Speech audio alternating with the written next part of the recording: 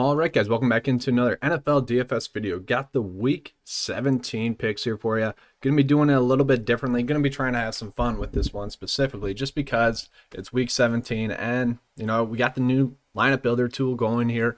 I kind of revamped it a little bit. So how I'm going to do it, going to be the same format. Going to do it game by game, but as I'm doing that, I'm going to build my lineups for week 17. So it'll be kind of a fun experience there for kind of everyone involved. So I'm going to be going over all the same things that I typically would. So I still have the cheat sheet up. I'm still going to make you guys, somewhat of a build there as well. But that is going to be the process of this video. Hope you guys enjoy. If you do, like that video right now. Also, if you guys have any questions, definitely leave those in the comments section as well, or in the chat section, and I'll be getting to those shortly.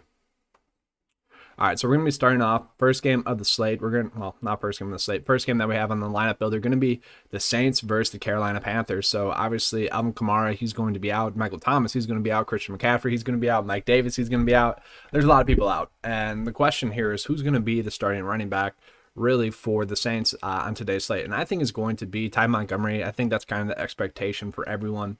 And, some people were making jokes on Twitter about Taysom Hill potentially getting the running back role a little bit. And, that actually could happen. It'll be interesting to see what they do there. So I don't think we can really lock in Ty Montgomery, although I do think he's going to be a quality play. That's going to be someone that, I'm going to bump up his projections here to about 12, but I only want him at around 20% of my builds. Right now, obviously it's still a good value though. And then you got Rodney Smith as well for the Carolina Panthers, who we know that the RB1 for the Carolina Panthers has been really stellar this season. So right now for this as well, I'm going to put him at about 13 DK points, but I only want him at around 20 as well.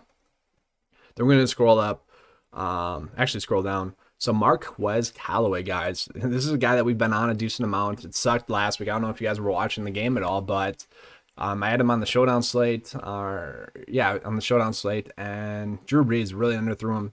Would have been a touchdown, which sucked because that would have been huge. He was really underowned, but we get him again on a great spot. Traquan Smith is on the IR. Michael Thomas is not going to play as well. So Marquez Callaway will most likely be the acting number one receiver in this offense. And to me, that is highly appealing. He's a guy that should have scored a touchdown last week. And if he did, he might not be at this price point. So for me, I really think he's going to be a strong play. I'm going to really bump up his projection. And then I'm going to get him at around, 25% for me. And that's really going to be it for the Saints game. Nothing else that I love too much. I don't think we should really touch on any other plays in this game. Let's move on into Tennessee versus Houston here. So obviously this is a game that we really want to attack. Everyone wants to attack it. I'll pull up Derrick Henry's stats here, or cheat sheet here. And Alvin Kamara there. This is just so bittersweet, guys. The Alvin Kamara, Derrick Henry would have been nice. But yeah, Derrick Henry here, 9.4. He's averaging 20 DK points per game. That's his DK points per dollar. DK projection is a little bit low. I think it's going to be much higher than that, guys. I do. I think he's going to absolutely dominate against Houston. This has been a matchup that we've been attacking the whole year. It's been highly good for us as well, as most people know that have been watching these videos. That is something that we want to go out and use, is Derrick Henry here. And really, I'm not saying that we should be locking in Derrick Henry because fluky stuff can happen. Last week against Green Bay, he was 2 yards away from the 100-yard bonus, which would have been fine. But he does have these random weeks where he just doesn't do much, and that's because Ryan Tannehill is kind of going off. So at the end of this video, once I'm finished up, I'm going to be doing my kind of if-then statements. Pretty much, if I'm playing Derrick Henry, I'm not playing Ryan Tannehill. And if I'm playing Ryan Tannehill, I'm not going to be playing Derrick Henry. And that's going to be the approach for me today, especially when looking at, trying to mass enter, because most of the time they don't line up. Now, we know against Houston they did. So Derrick Henry went off for 43 DK points. Ryan Tannehill obviously went off against them as well. I'll pull him up. So there's a path where they both can have a good week. It's just not as optimal. We know Ryan Tannehill is a safe quarterback as well. It's just not as optimal, and we know that. So let me get back into that builder here. All right. So Derrick Henry, I'm pretty much just going to jump this up a ton. Okay, he's not going to get 35 DK points, but I want him in a ton of my builds. I want him in a mass amount of my builds. 65%, I don't know. How do you guys feel about that? Is that too much, too little for Derrick Henry? I think it's pretty good. I do worry about it a little bit, but I think it's pretty good. I'm going to bump up Deshaun Watson a little bit as well. He's going to be the quarterback I want the most on this slate. He's the most appealing to me, and He just looks the best. AJ Brown, I do like him. Don't love him. We'll put him in about 10%. Ryan Tannehill I still like as well. Put him at around 10%. And then Brandon Cooks, guys. Brandon Cooks is an elite play this week. I'm probably going to make some sort of, I don't know, meme or whatever you call it about Bill O'Brien kind of being right about going with Brandon Cooks instead of DeAndre Hopkins. Now, obviously, that's not exactly true. But the point is, Brandon Cooks has been a stud, guys. He has just been dominating. Let's pull up his stats. So Brandon Cooks, just pure domination. Targets have been there. Been a very consistent DK producer really since Will Fuller went down, but really since week 5. And obviously he went off against Tennessee, had 21 DK points. That is something that I love. The days when everyone falls on Henry, he fails. Yeah, exactly. That's the worry there, Hollis. That is the biggest worry there. And that's kind of why I like Tannehill a little bit as well. There are going to be some handmade builds that I specifically go out of my way to fade Henry and really stack Tannehill, AJ Brown, and probably Corey Davis, and then running back with Brandon Cooks. I'm really going to be strongly running back a lot of my builds with Brandon Cooks, just in a great spot. Price point is starting to get up there, but I kind of expect him to go off. I do hate the price point, but that's kind of the week that we have where we're going to be paying up for some receivers that, probably won't exceed their price point too much. Like 6.9, that's a lot, but I do think that they'll hit it. And there are some great receiver values, but you also have to pay up for someone. And I think Brandon Cooks is going to be the one I want to pay up for the most this week. So yeah, Brandon Cooks, let's just boost that up. 25, going to put him in like 35% of my builds. There we go. 5% for Corey Davis. There we go. Then, that's really it for me in this game. If you guys wanted to go Kiki Cutie, you could. That's not something I really want to do. I don't know about you guys. I don't want to do that. None of the tight ends either for me. Jordan Atkins, Darren Fells. I don't want to go with those guys. So let's move on into the next game. Minnesota versus Detroit. This is a very good one as well. The unfortunate side of this one is that DeAndre Swift has been getting the shaft here. Whether it was injury timing or whatnot, he has just not been able to really get that full workload. And I think it does come down to timing. There's no real reason to give him like a mass workload, I guess, if he's still a little bit banged up. Obviously, he had that horrible concussion there that really knocked him out for like 3 games there when he was really poised to really go off and dominate. So he's a guy where if you do want to throw him in like 5% of your builds, because if he does get, 20 opportunities or so, he's going to dominate, especially against Minnesota, who has looked pretty poor recently. They had a good stretch in there, and now they're kind of fading off again. So if you guys want to go with DeAndre Swift, you can. I'm fine with that. I really do like Justin Jefferson. I think he's going to be a stellar play. Going to bump that up to around 23, and then I'm going to get him at around 20% of my builds. And then Adam Thielen, I like almost as much, but not significantly as much. Obviously, they're priced right around the same price point. The thing with these, Justin Jefferson, Adam Thielen, Kirk Cousins, is that you kind of have to stack them together. And Kirk Cousins is at a great price point where if it's not the Alexander Madison show, it's going to be Justin Jefferson, Adam Thielen, and they're going to be going off. Yeah, Jerry is a Vikings fan. He likes Kirk Cousins, and I have started to come on to Kirk Cousins really as the morning has went on. And if we're talking about splitting up the slate here, let me just pull that up here as well. So if we're just talking about splitting up the slate between early and afternoon slates, then it does make a ton of sense to go like Cousins. Great price point for him. He's been very consistent recently as well. This is a problem though with like the main slates. There's so many great builds, you can't be on everyone, or great plays, you can't be on everyone. But Kirk Cousins recently has been very consistent. We talk about Ryan Tannehill with his consistency.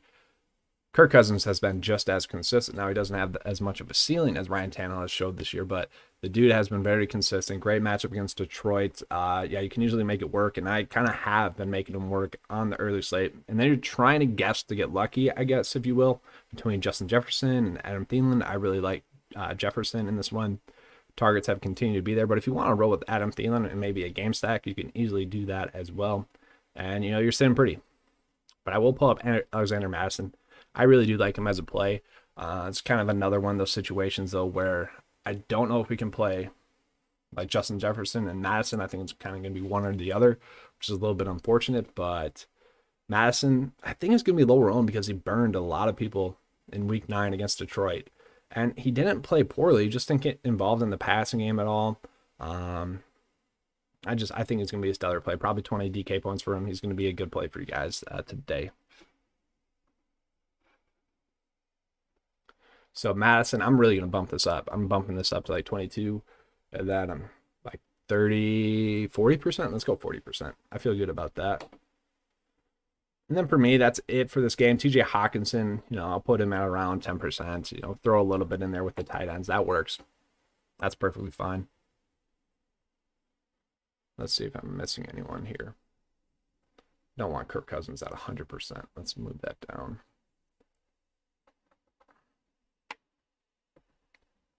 $23. Put him at like 15.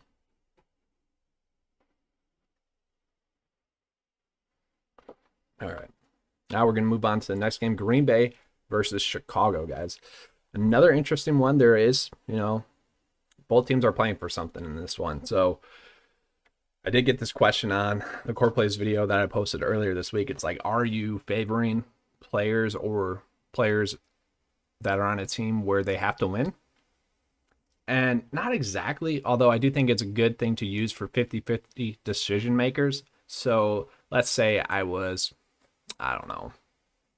What's a good example? Whatever. You guys get the point here. If I was worried about, let's say, David Montgomery or I guess Alexander Madison,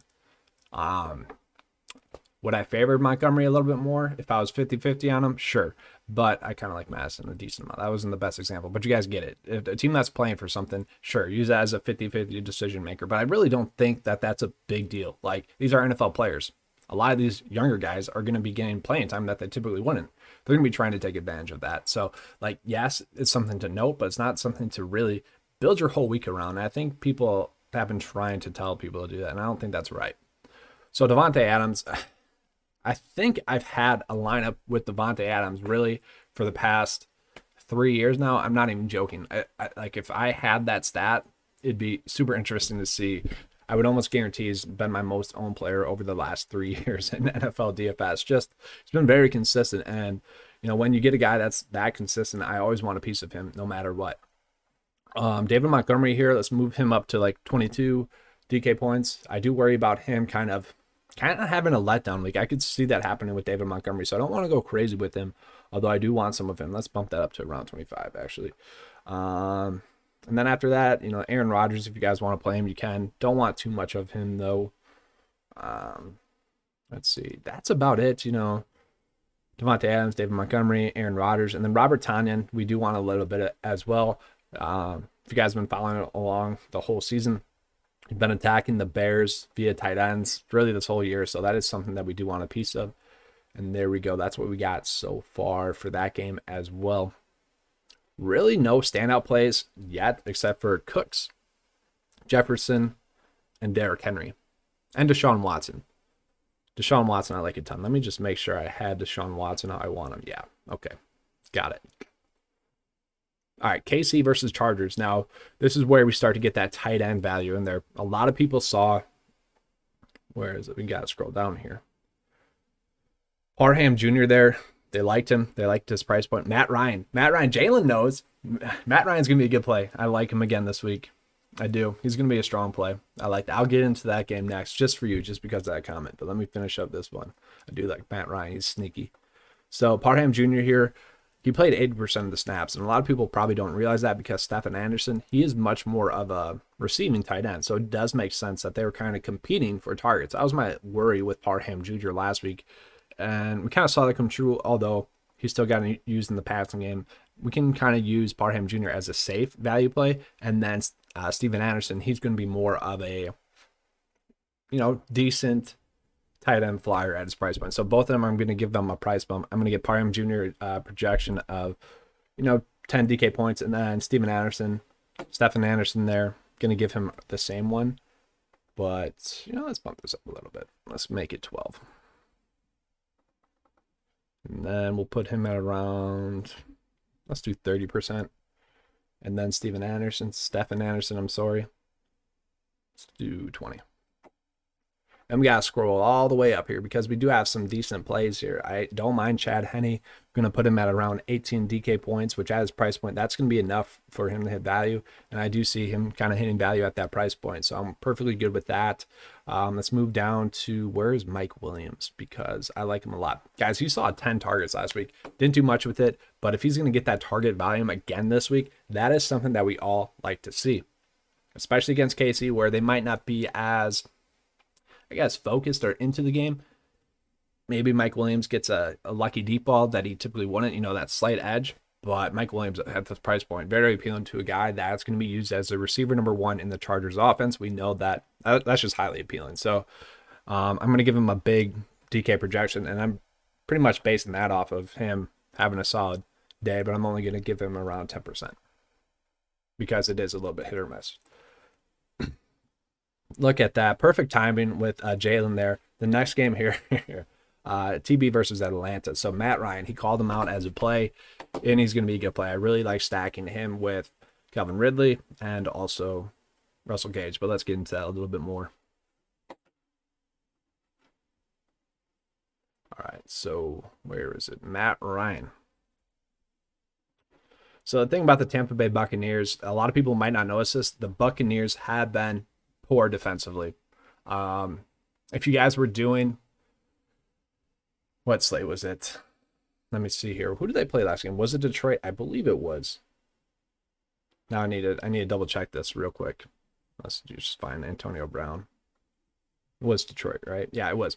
So yeah, if you guys were playing that showdown slate, the correct move was to play Matthew Stafford, and I think he would have done good. But if we knew that Matthew Stafford was going to be out, we would have probably just locked in Buccaneers defense because we know that, Chase Daniel just not that good of a quarterback. Obviously, Chase Daniel struggled, but Matt Stafford was the right play just because of how much the Tampa Bay Buccaneers have really struggled against quarterbacks over the past 2 months now, it seems like, other than last week. So Matt Ryan as price point, a guy that has been producing a lot more recently. I should just say the last 2 weeks, Tampa Bay really gave him a resurgence on the season.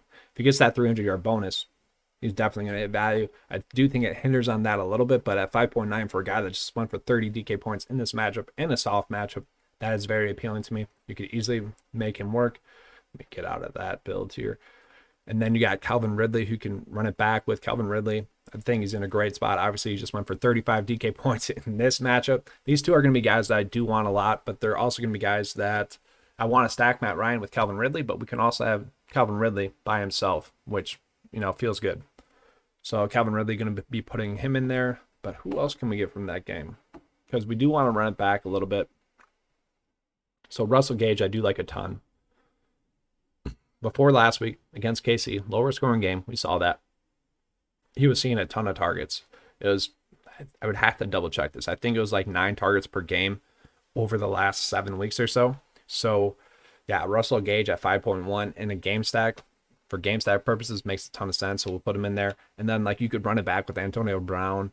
Targets have been there. The snap share hasn't been there, but when he's been on the field, he's been getting the targets. And 5.5 is very cheap for those amount of targets that he's been getting, especially in this matchup where he also just went off. So we're going to be putting those guys in there right now. So Calvin Ridley, 25 DK point projection. Let's actually bump that up to 28 just to make sure that we force him into the builds. Let's put him at 35%.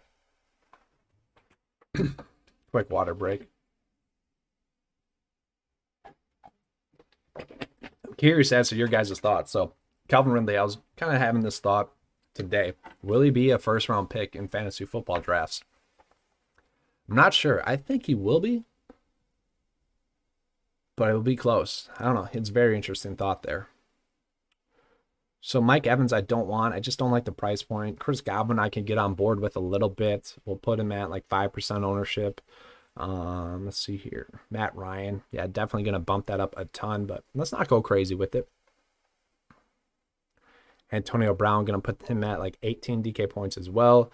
10%. Russell Gage, we're going to put him at 17 DK points, also at 5%. Don't want to go crazy with this. Obviously, it's a huge 15-game slate, so we don't want to go crazy with it too much, but this is a highly appealing game. This is a game where if you're trying to stack games, this would be one of the ones that I go with. Makes a ton of sense. Works out well. I mean, look at that. It's already set up pretty well. Makes sense too. It's one of those ones that make the most sense.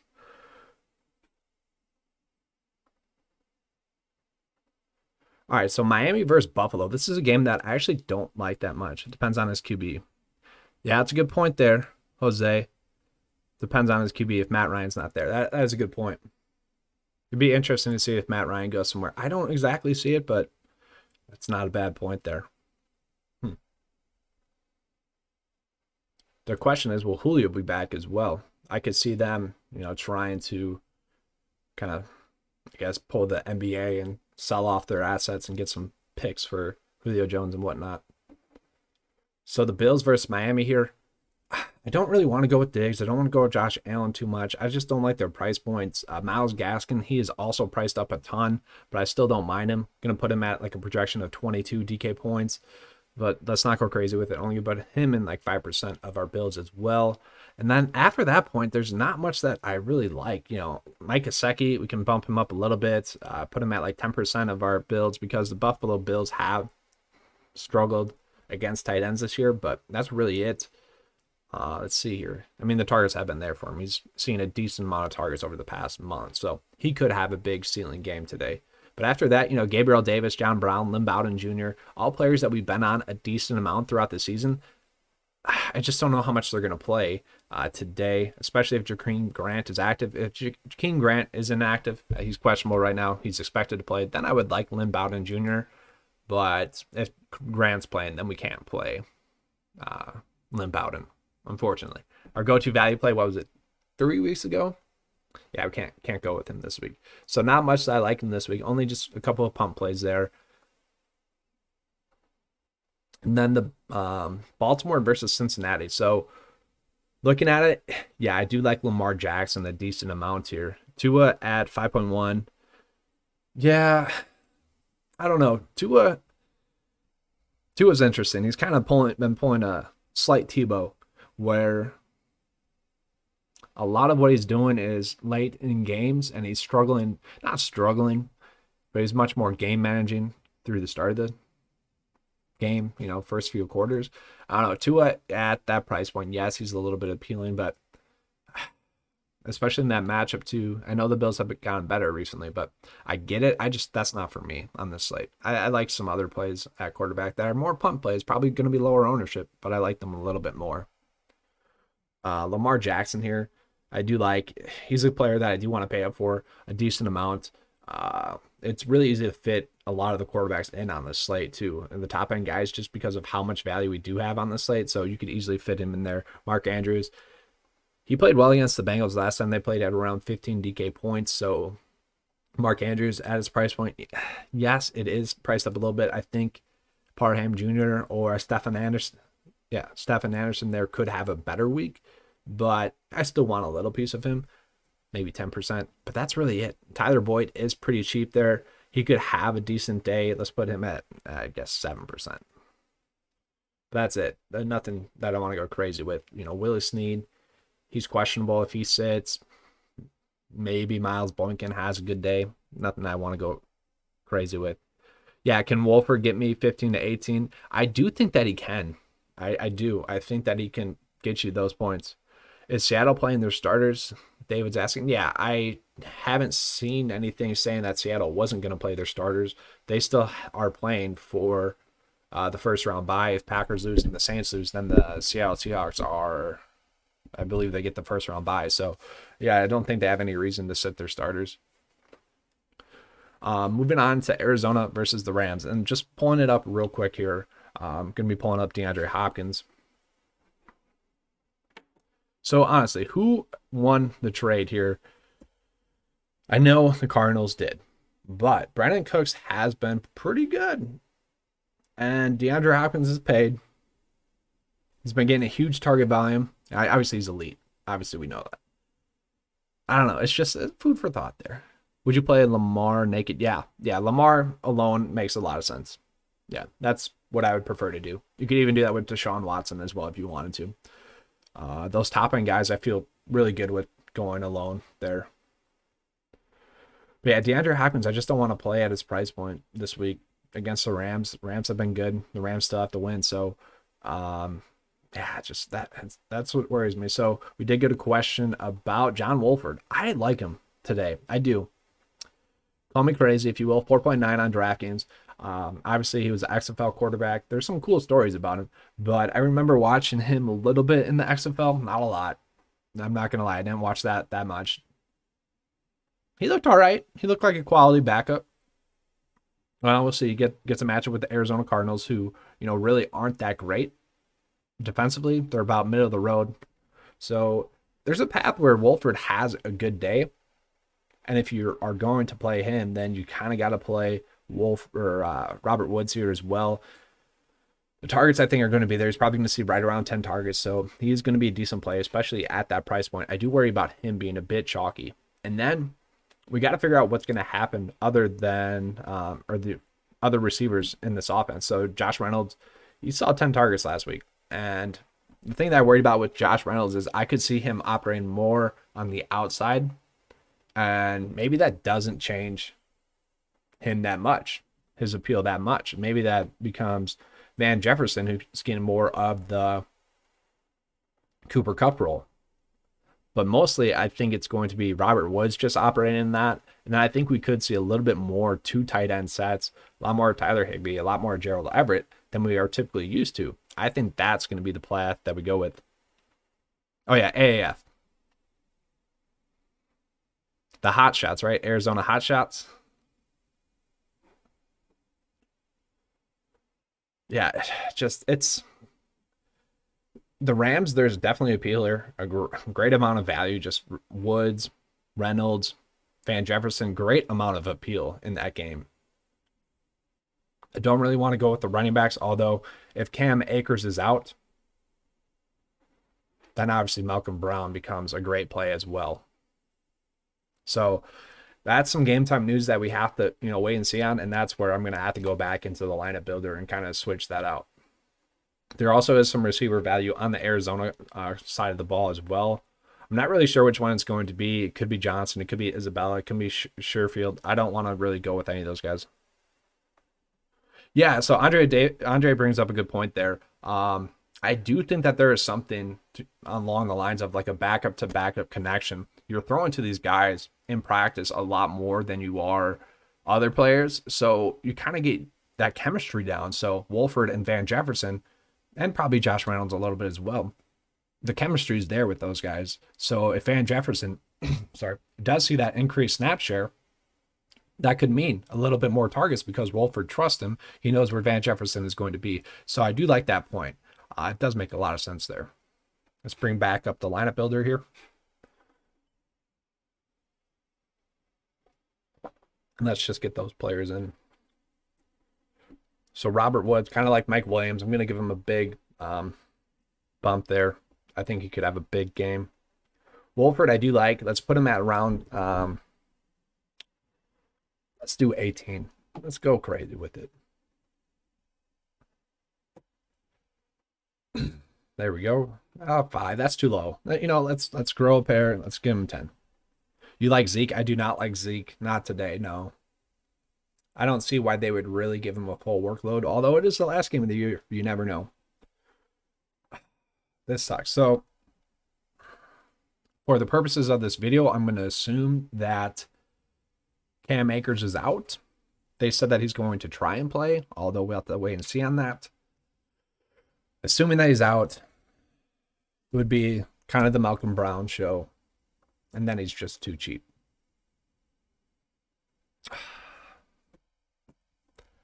I could do a mass swap later with Ty Johnson or Dare Agumbawale if this needs to change. Maybe in Ty Montgomery as well. But for value running backs, who would be the go-to value running back on the slate?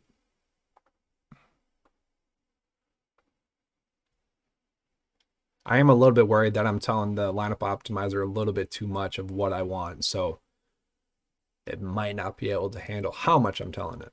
We'll see. It's a huge slate, 15-game slate.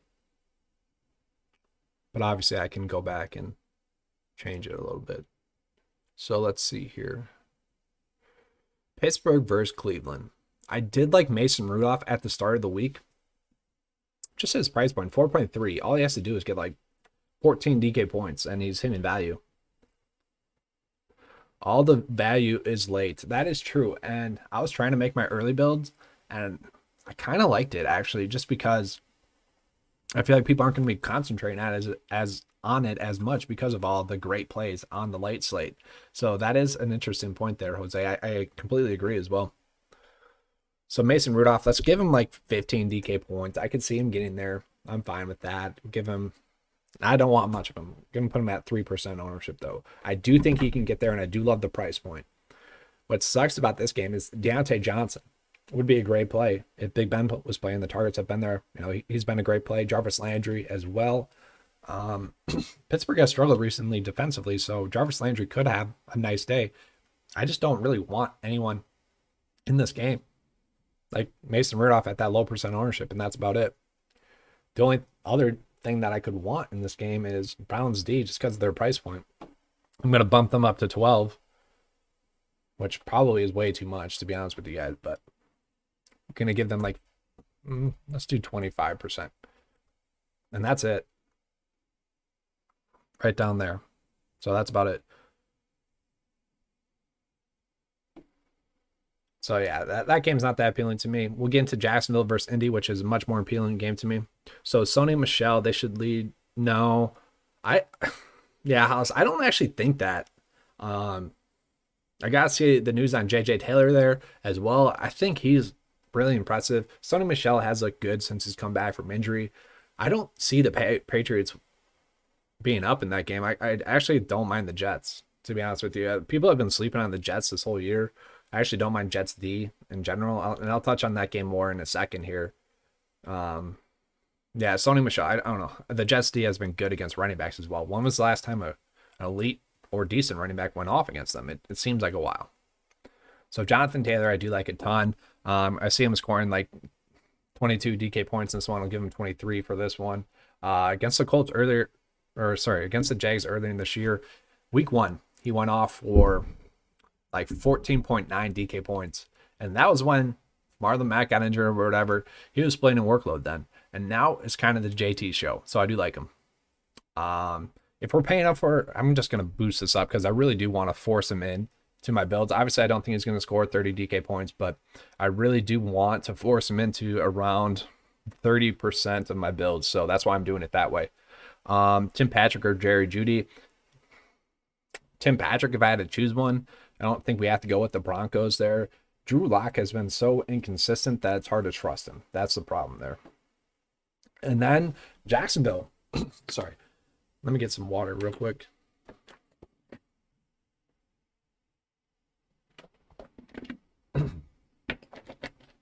So yeah, Jacksonville has a ton of value here. Dare Ogunbowale, he played well. He's pretty much was used exactly like James Robinson. Pretty much exactly the same. I'll just pull him up here as well on the DK sheet. I was actually really surprised at how low owned Dare Ogunbowale was on last week's slate. I think it was like 2%. I don't know if it'll be that low, but it'll probably be like 5%. So he got 19 opportunities, 5 targets, 71 yards. He looked good, and that was against Chicago, who, they're one of the better defenses in the league. And the blowout didn't really matter at all for Dare Ogunbowale. This is pretty appealing to me. It is. At 4.5 against the Colts, the game will probably blow out. That is the worry. But, man, if we're getting a guy that's going to get 20 or so opportunities in a role that we've already seen be very successful this year, that's very appealing to me. And that's where, going back to Malcolm Brown, I could easily fit Dare Ogunbowale into a lot of those Malcolm Brown builds that I'm kind of projecting. So I feel good about Dare Ogunbowale as price point. Going to put him at like 20% ownership because I think he's going to be low owned. I definitely want to be overweight on him. And then with DJ Chark out, Laviska Shenault should be involved a little bit. See him getting right around, 12 DK points. That's fine. Going to put him at like 5% ownership. But then it could be Chris Conley. It could be Keelan Cole. Really, it could be either of those two guys. So for them, I'm going to give them, I'm going to leave Keelan Cole's the same there. 5%. And then Chris Conley, going to bump him up to like 9 at 5%. Wilson Jr. So Wilson Jr., that's a good question there, Dave. I'm fine with it. Like, there are a ton of great running back plays. So if you end up on Jeff Wilson Jr., I'm fine with it. Um, for me, I've really struggled to get a running back in that price point here. I think I'd rather go Melvin Gordon as well at that price point, just because there's no way Melvin Gordon isn't involved in that passing game this week. I mean, 0 targets last week was insane, but I'll talk about Jeff Wilson Jr. I'll pull him up here as well. So Jeff Wilson, going to be the lead running back in this offense, and obviously that's very appealing. Had 22 carries and then 16 carries. You know, that's appealing. Against Seattle, it's appealing as well. So if you end up on Jeff Wilson Jr., I'm fine with it. But I like going Derrick Henry. Then I do like David Montgomery a little bit. JT I like a ton. And then I don't know if we can afford not to play the other value running backs that I already touched on. So it kind of leaves Jeff Wilson Jr. the last man out. Now, if we end up on his price point range, you feel good about it. And you're kind of just like shoulder shrug play, and you're like, I'm getting out of here with your build. So I don't mind Jeff Wilson Jr. Sure, if we're doing mass entries, like 10% ownership as well. So I'll put that in there. Josh Reynolds. So I already touched on Josh Reynolds a little bit there, David, but I'll touch on it real quick as well again here. So the thing with Josh Reynolds is that I don't know how much his role is actually going to change. He's been operating on the outside a lot. I could see him like Robert Woods just getting all of that workload that Cooper Kupp would normally get, or I could kind of see it shifting to Van Jefferson. Van Jefferson is much more of a shorter route guy right now, where Josh Reynolds is kind of stretching the field a little bit more. So that is my worry with Josh Reynolds, is that it could be Van Jefferson, or it could just be meaning with Cooper Kupp out that we're seeing a lot more 2 tight end sets. I like the idea of playing Josh Reynolds. I do think he's safe. Obviously, he saw 10 targets last week. But I wouldn't be surprised if someone like Van Jefferson, and we touched on this a little bit earlier as well, John Wolford and Van Jefferson have definitely practiced together a lot more. The chemistry could be there for them a little bit more. So, you know, Josh Reynolds not a lock. Neither is Van Jefferson. Neither is Robert Woods, for say, as well. But they're all going to be strong plays, and they all have good reasons to be strong plays. And just with the Rams as well, we know that they always spread it out. And it's hard to predict some weeks. You kind of just take your best guess with them and move on there. Make showdown sites difficult with them, but also kind of fun. So it's worth the risk at his price point, but also there's other quality value plays here, and I'll just pull it up here right now. I'll pull them up here on the other slide. Conley just can't catch. So I'm a Packers fan, and I'm kind of hoping that the Packers bring Chris Conley. His contract's up. They obviously need a receiver number 2 or 3 or 4, and he could be a nice fill-in for the Packers. Because obviously they don't want to draft one. But we got Richie James Jr. here, guys. So he did play 90% of the snaps last week. But Brandon Ayuk was there. He's out. And so is Deebo Samuel. I'm not sure how many people are talking up Richie James Jr. But if they aren't, they should be. He's going to be the receiver number 1 in this offense. And the last time we saw him do that, really the only time this year, 36 DK points. Now, I don't think he's going to do that, but I do think the targets are going to be there for him. I do think he's pretty much locked into scoring like 10 DK points, because we know that those short passing routes are going to be there for him. 3.1 is an insanely cheap price point for a guy that's going to be operating in that Deebo Samuel / Brandon Ayuk role. Very appealing to me at 3.1. It's going to be tough for me not to have like 50% ownership to him, honestly. He's just a great play at his price point, and he could really break the slate, and it wouldn't surprise anyone. Now, Kendrick Bourne's there as well. Some people will like him as a play, and I'm fine with him as well. Yeah, I don't like Jarvis Landry there. Mikey, I'm struggling with that game, to be honest with you. I don't have a good read on that game specifically. So for me, I can't really suggest any other plays in that game. For me, it was Browns D, and that's pretty much it. So Kendrick Bourne at 4.3, sure, it can be appealing.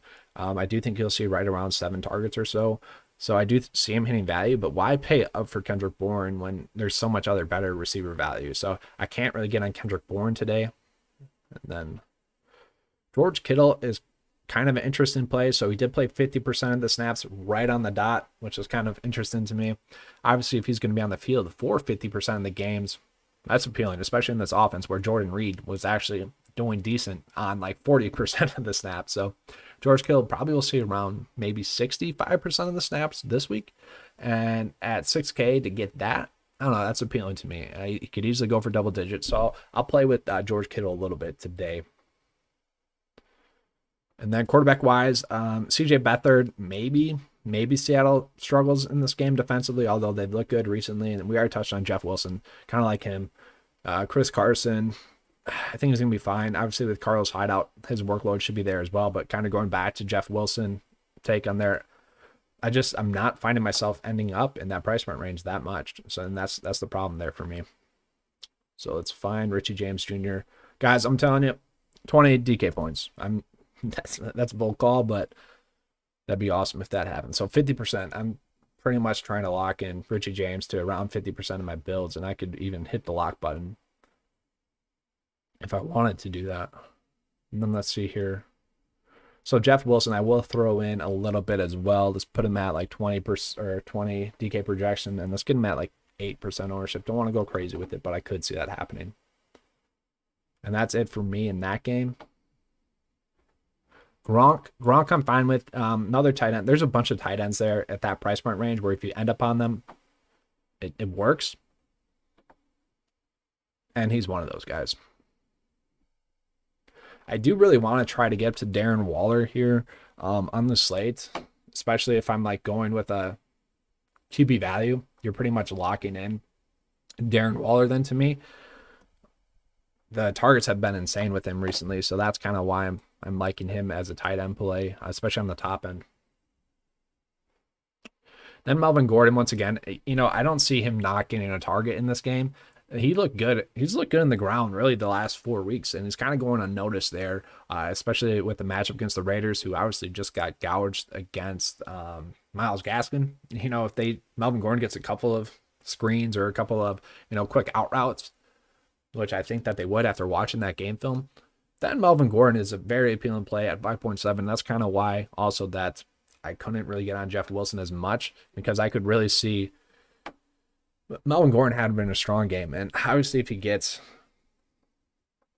that same amount of carries and gets a few more targets, he's easily going to hit value. Just how much can he exceed it? But once again, with the amount of great value that we have at running back on the slate, we don't have to go crazy with paying up for Melvin Gordon. Josh Jacobs, I don't really like. He's really fallen off. And then I know I got some questions from this game specifically already. I don't really like anyone that much. Noah Fant has been decent recently, just with the amount of targets he's been getting, so I don't mind him. He's good with it. But that's it in this game. Not much that I like. I know some people are asking about like defense there because they're both very cheap. Raiders defense with Drew Lock struggling the way that he has, I could do that, but I'd much rather go like Browns D, I think, on this one. Dallas and New York, and then Jets versus New England. And then we're going to be wrapping up here, which would be pretty good timing. Got about 15 minutes left here, so if you guys have any more questions, make sure to get those in. Hollywood Brown. Did we get confirmation on Willie Snead yet? I'll pull that up here actually real quick.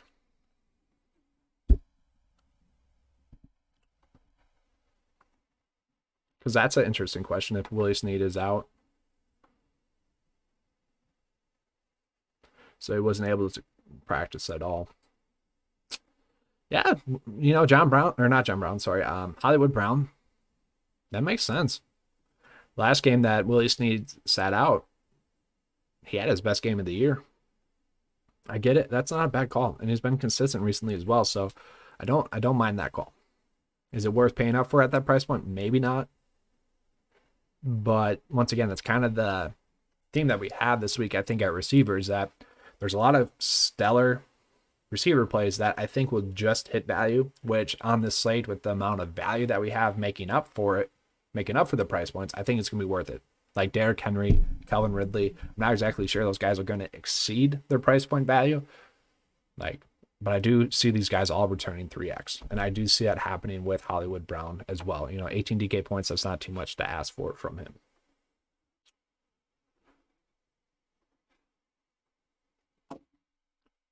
All right, so getting into this game here, we got some questions about Zeke. I don't really feel comfortable with Zeke. 6.4, it's a little bit too priced up for me, especially with all the other quality running back plays that we already touched on. Amari Cooper is a little bit too cheap at 5. 8.8 on the slate. This average here that he has is probably going to be right around there as well. I don't see him really exceeding that. The key play in this game is actually Sterling Shepard. So with Golden Tate out, Sterling Shepard has seen an increased amount of targets. The only problem with him is, well, quarterback play. And once again, there's already better value out there at receiver. So why would we try to force in Sterling Shepard when there's a lot of other better receiver value? Still, I think he's kind of safe, so I don't mind him. Hey, what's going on, Infamous? Gallman? No, not for me today. Once again, going back to it, there's just better running back value out there, so I don't see the point of forcing him in there. He could get there, though. He really could. He could have a strong game.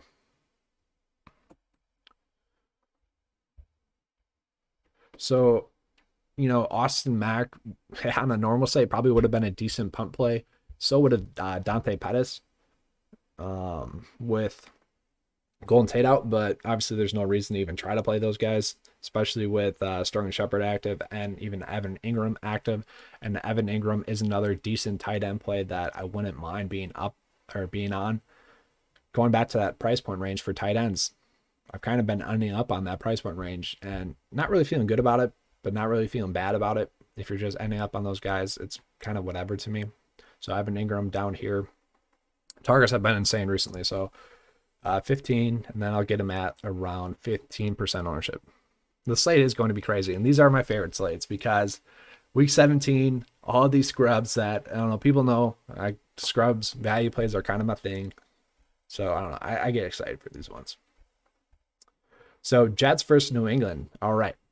So forget who it was earlier on in the live stream was asking about kind of this game being a blowout. And Sony Michel, sure, at his price point is a little bit appealing, but he's looked good as well. The Jets D has just been great against running backs, and maybe that's because they just are so poor against the pass that teams have been forcing to pass on them. Cam Newton could get a couple of rushing TDs in this one as well, although he's played poorly as well. So for me, I keep ending up on Jets D at 2.3. Every time that we played them, they haven't let us down yet. And when we're paying down at defense, we're doing two things. We're allowing ourselves to pay up for a quarterback, and we're just saving a bunch of salary because Jets D, I don't see them going negative, and at 2.3, that's really all you want. Sure, there's some other defenses that could go off for like 20 DK points, but more chances than not, these defenses are not going crazy. They're not going off. They're scoring 6 points. And if a defense is priced 1,000 more than the Jets scoring, 8 DK points, the Jets scoring 2, that's just not a big difference. Yeah, I don't see why the Patriots would keep Cam Newton. Stidham's not that good, though, either. That's the problem. I really think that the Patriots are going to get Carson Wentz this offseason somehow. Maybe that doesn't happen, but it would make a lot of sense for him to end up there. DJ Moore, Tyler Lockett. Man, that's tough. I would say that's tough. DJ Moore for me, I guess. Good question. I can see why you're asking it. It's funny how the Jets waiting to win. Yeah, I think it kind of just, the Jets are finally healthy, to be honest with you. So I think that's why it's been happening, because they're finally healthy. I do really like Jets D. And, for people that might not be familiar with 9 to 5's NFL DFS content this whole year, we've been on the Jets the whole year. So really, I'm rolling with them again. That's why I'm going crazy with them at that ownership. Just make it happen. But yeah, Jacoby Myers at 5K, I don't mind as well. Jamison Crowder could have a decent day as well. Nothing that I want to force in there, but Ty Johnson I do want to touch on as well, because the last game that Frank Gore and LaMichael Pirine were out, he absolutely went off, and I think he could be a sneaky play here. The opportunities are going to be there. He's probably going to get right around 18 minutes, or sorry, NBA talk there, around 18 opportunities in this one, and for me, that's enough, especially against the Patriots, who have not been as good defensively recently. I could see Ty Johnson have a sneaky value upside today. So Jamison Crowder, no. If you end up on him, sure. But no, for me, it kind of just goes back to the point I've been drilling home is that I really just want to pay out for a couple of the receivers that I feel good about and then just fill in value wise. So for me, I just haven't been able to end up on those guys, and that's been the problem. So yeah, Ty Johnson there. Then let's see. Anything else that I'm missing? I feel like I need a little bit more tight ends, but we'll see. Let's try to run this here. We'll see if it works. I spit a lot of information at it. Obviously, it's a huge 15-game slate. So the amount of players that I'm telling it, that's a lot right now. I'll probably have to go through and adjust this. Let's do 150. This will take a while. Not sure it's going to be able to handle this morning. Just yet. We'll see.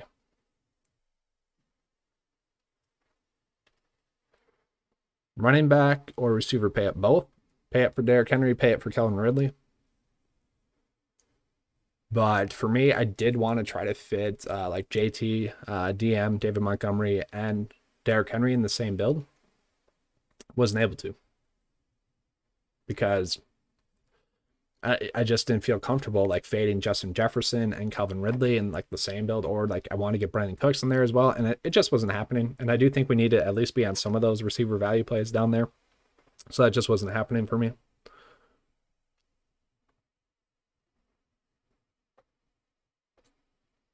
Let's see here.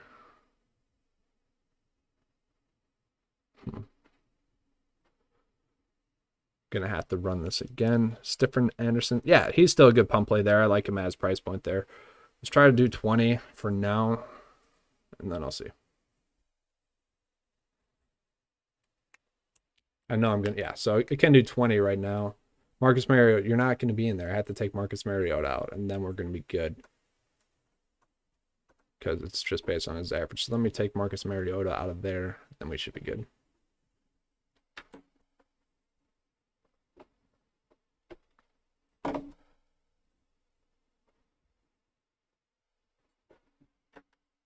So one thing that's nice about the new feature with the NFL DFS lineup optimizer is that you can uncheck everyone and then include the players that you want instead now, which is obviously a great feature. Before, it was kind of having trouble handling that, but now we're good to go. So this is kind of what it's looking at right now. You guys can see the builds, just had to take Marcus Mariota out. Spitting out the information pretty well. So Kyler Murray, probably take him out. Josh Allen, take him out. Minshew, going to take him out. But other than that, did pretty well. Jamarcus Bradley, who the fuck? We're taking him out.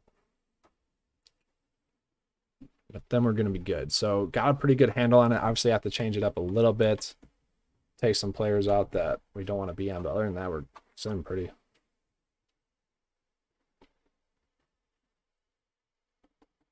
Gordon or Swift? Melvin Gordon for me, definitely.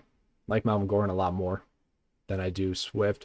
Just the problem with Swift is we don't know if that workload is going to be there for him. That's the biggest issue. And right now, at this point in the season, I just don't see why the Lions would be like, yeah, force feed him, 20 opportunities. With Gordon, we know that he's going to get those opportunities. Swift, they just haven't done it recently. Maybe it's because of the concussion. They're a little bit worried about it with him, and they just want to get him through this year and, on to the next one. Maybe that's why he's not getting that workload that we would want him to get. So Melvin Gordon, I think I'd rather roll with him. Just he's not going to not get those touches again in the passing game. He's going to get those opportunities.